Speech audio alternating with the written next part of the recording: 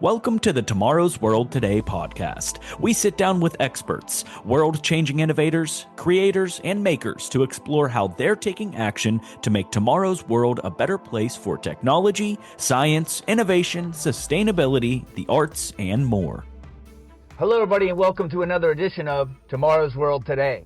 And today we have a special guest. Her name is Husnal Shaw, and she's from the Funko Corporation. Welcome. Thank you. Glad to be here.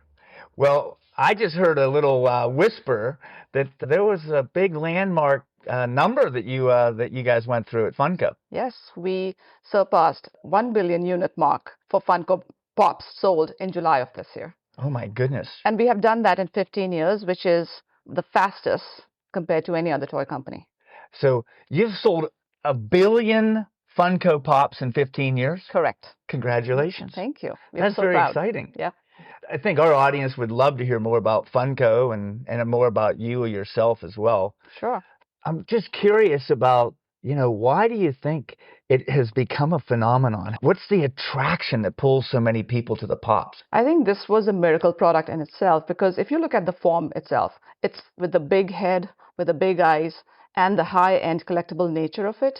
The materials that we use really lend itself to being recognizable, as well as there's an affinity that our fans have towards it. Yeah. So I feel like that's the reason why it's become so big. Also, we've noticed that we have been able to adapt any sorts of characters and personalities on this form very easily. And this is a collaboration that we've had with all of our licensors to be able to do that. So I think that's the reason why it's still going after 15 years and after selling 1 billion versions of it. It's a great story. You mentioned that you used to work at Disney. I did. Could you tell our audience a little more about your story? My story. Yes, because you're what's referred to as a Chief Product Officer. Is that correct? Correct. So I grew up in India. I was born and raised there. After I completed my master's, I came to the United States. This was about 23 years ago. And from there on, my first foray into a world of career was in toys. So I started with a small toy company, ground zero, very educational and foundational for me to understanding the product as well as the industry. And then from there, I said, let me try something else. I was really young. And so I went into banking and then went into construction. Didn't quite like it and moved back into consumer products with the Children's Place, and then quickly transitioned to the Walt Disney Company. This was in 2006. So it's been 16 or so years with the Walt Disney Company, and those years were very formative for me in understanding the entirety of the hardlines business, not just toys. And then about 4 years ago, I came to Funko. I was invited, and I made the move. And ever since being with Funko, I'm excited. I look forward to the future of Funko. There's so much potential to unleash.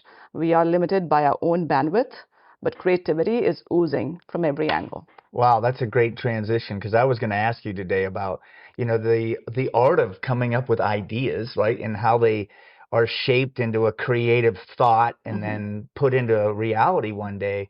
Can you talk a little bit?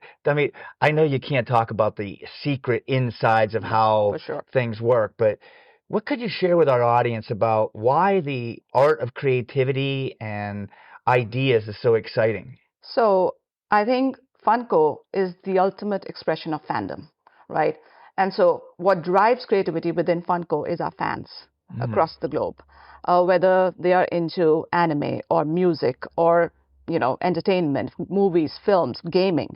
We create something for everyone out there. And so I feel that is the secret sauce of Funko, because there's so much content out there. For us to pick and choose the right type of content to really bring to life means that character or personality or story needs to have cultural relevance, because we are a pop culture company, right? And have a fan following. So that is what is exciting and the secret sauce of how Funko makes products and our belief in how products come to life. And you have a couple different ways to do it. Like you can custom up your own pop, but you also decide on certain pops that you want to bring to market and mass produce, right? Correct. So how do you make the decision when's it time to mass produce a pop? So I look at it in two ways. One is when you can customize or personalize a pop for yourself. So we came up with this product line, which was in a couple of years ago, We were hearing from our fans that they want to be part of the story. They obviously want to collect famous people and display them on their shelves, but they also want to be part of the story. So we came up with Pop Yourself as a product line that launched 2 years ago. And it's done so well for us, where a collector can actually go and pop themselves via our e-com channels and create one-of-one bespoke versions of themselves to their interests as well as their likeness. And then the next iteration of it is, to your point, how do we mass produce something? So mass producing something, we really have 3 C's we go by: culture, creativity, as well as commerce, right? So if that format or that genre fits in the 3 C's, it will be mass produced. So for example, because we are a pop culture company, cultural relevance really matters to us. It means that that figure has a cultural impact and is relevant today, or was relevant, or somebody's reliving the nostalgic story from the past. And so that is important. And then every figure we create goes through a creative lens, in that we have to ensure that we're bringing the figure's most iconic moment or story or personality to life in a tangible form. I see. So creativity is key. And then commercials. Obviously, it has to, be a brand deposit to the company or bring in revenue. So those are the 3 C's that we filter every decision through to ensure that we can mass produce. It's wonderful. So you've basically also, by studying your audience and trying to understand that they want to be involved with your creations, right? Right. So when they pop themselves, it helps them to, I guess that's like a trend right now in It online is. too. It's very gifting as well. So either you are able to pop yourself and display yourself, or we've noticed that our customers and our fans are really doing it from a gifting lens. So to commemorate a birthday or a wedding or an anniversary, graduation, Yes. or seasonal for Valentine's or Halloween or the holidays, as gifts for their loved ones or their friends and families. So there's one aspect where they'll pop themselves, but another, they're popping their loved one in their favorite team's jersey. Yes. Or because we have those licensing partnerships too within Pop Yourself. If you're a Harry Potter fan, you can pop yourself as a Harry Potter character and give it as a gift to a friend. So we have all of that. So the future of personalization is massive. And I can't tell you everything, but I can tell you we have something brewing in the pipeline for next year, which we'll be announcing soon in Q2. Well, can you give us even a little hint? Sorry.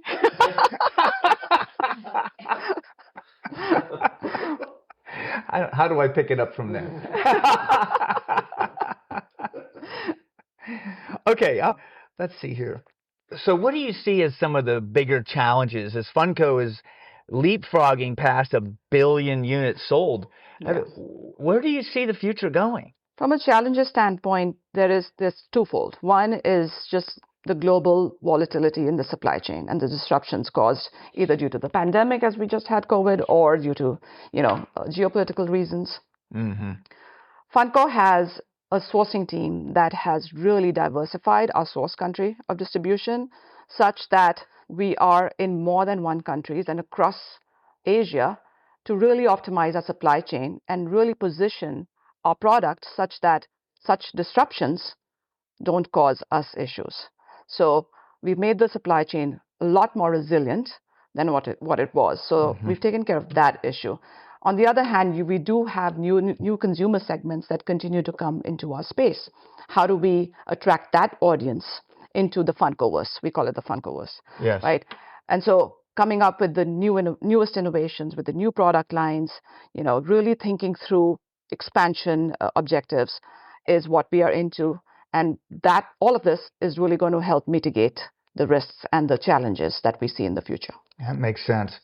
So as a chief product officer, you're looking at everything from raw material supplies to logistics to making sure that whatever's getting popped, you can supply the marketplace at all times, right? Correct. So that's one aspect. So literally within the product umbrella, we have creative, design and development, sourcing, logistics, merchandising, product strategy sits within product.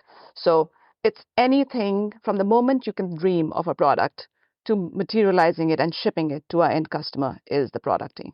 I see. So there's 12 different functions that sit within the team. when you look at them, you see like, oh, these toys are so much fun, but there's really a lot going on Oh, behind there's a the lot scenes. going on. I'm not like Tom Hanks from Big. Right, right.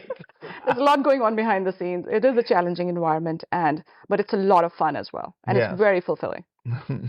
So, talk to us a little bit about the journey of how an idea comes to life in your company and then eventually gets prototyped and then it goes to a committee where they're deciding, does it meet these 3 Cs? Yeah. Can you talk to us a little bit about the journey? Yeah, so we have a thing that's called the incubation lab, Okay. right? Where our creative teams get together and then they are spitballing and brainstorming blue sky ideas, right? That's one aspect of creativity. And they come up with the best products. And like I said, we are limited by time and our own bandwidth to really bring everything to life. Yes. But that's one aspect of it. And the other aspect is we have, tested and really oiled the machine of innovation all the way through to commercialization. And it's not a linear process. It's literally a loop that we continuously get feedback from our sales teams, our marketing teams, social listening, what our fans are talking about, what's trending out there from our licensors and the space we want to be in, right? That information is taken and iterated upon, as well as the blue sky ideation that I just talked about earlier. From there comes out the best of kind products, right? Whether it's IPs that we want to be in, it's genres we want to be in, it's basically product lines we want to bring to market. So once these ideas are a little more solidified and baked via the incubation lab, there's a pitch that occurs. It's called the creative showcase. Okay. And it's really thought through because it's not just blue sky. We want to bring products to market that will actually be commercial in the market and not just great products. The ideas are great, right? But that's only 10% of the battle won. Right, right. Once these ideas are pitched to our sales teams and our buyers globally, they form the part of the assortment. And then we start to develop these ideas and really go into sampling and 3D printing, etc., with our third party factory base as well as our licensors. And then we come to a place where we agree on the final model, which then goes into tooling and then into production and then out. It sounds like I'm very familiar with research and development. That sounds like an ecosystem, an innovation ecosystem, right? 100%. So you're developing that concept to a point where you could pitch it to your sales department to figure out whether or not, because if you don't get in alignment with your sales department, you're not It's not going anywhere. Right. Yeah. They have to buy in as much as you bought in. Yes. To really be able to. And then I also believe there's an element to a product where a product is a product. Until you don't tell the story of the product and then you're not marketing it right, it's not going anywhere. So with the sales and the marketing teams and our branding teams, we really ensure, when I talk about commercialization, the process of innovation to commercialization, it starts together. Yes. So while you're formulating a product, this part of the house is coming in and talking about how will we market it? What is the virality going to look like of this product? And then there's a back and forth and reiteration until we land on the final look and feel of the product. Right. That makes sense. So let's project into the future, into tomorrow's world. And tell us what you see happening you can relate it to where Funko is going in the future or, how it ties to the toy industry as a whole. Yeah. Can you walk us through that future, what you see happening? Yeah. So the toy industry is evolving massively, right? We also know that kids are falling out of toys at a much younger age and going into, gaming. They are on their iPads and on social media. YouTube is a big influx of preteens and Gen Alpha, right? Yes. So we study all these trends that are happening, whether it's generational or it's content-based or a new fandom, the rise of a new fandom and a fall of another fandom. So our merchandising team is really in tune watching these trends. Funko's future lies in really being able to innovate and amplify our digital experiences, right?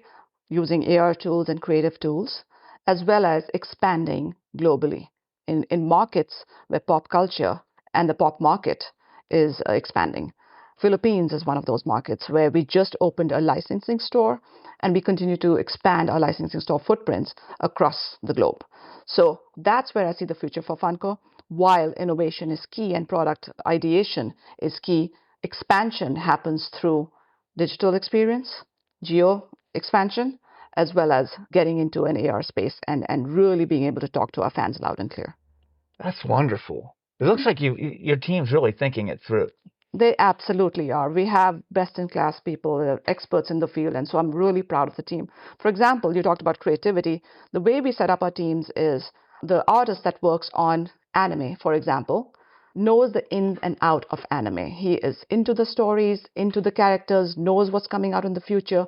So while he's developing and creating those concepts, he can really tell the character emotionally as well as the personality is coming to life in the character. And then it flows through within the entire team. The merchandiser that is doing merchandising for anime knows everything about anime, and so does the sourcing person as well as the product developer. So the whole team is a unit that breathes and lives anime. And then you're getting the best product out there. So all teams, we have teams built by fandom, and that's how they operate. That's wonderful. So with the future of everything, just getting a little more background. So have you popped yourself yet? Multiple times. Yeah? And I plan to do it over and over again. And I'll gift one to you too, George. Oh, thank you. It is fun, isn't it? Yes, it is. It's a lot of fun. And I encourage everyone over here to go pop themselves. Husnal, thanks for being with us today. Thank you so much for having me. Well, everybody, that's another edition of Tomorrow's World Today. Bye now.